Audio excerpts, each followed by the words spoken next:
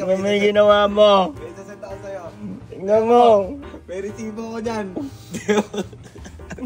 May resibo ko. Sino ang salarin? Ikaw ang gumawa nito. Tingnan mo. Huli ka dito.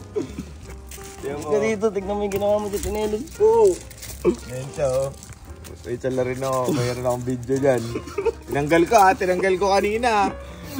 Resibo lang. Resibo. Ano yung sumod na to?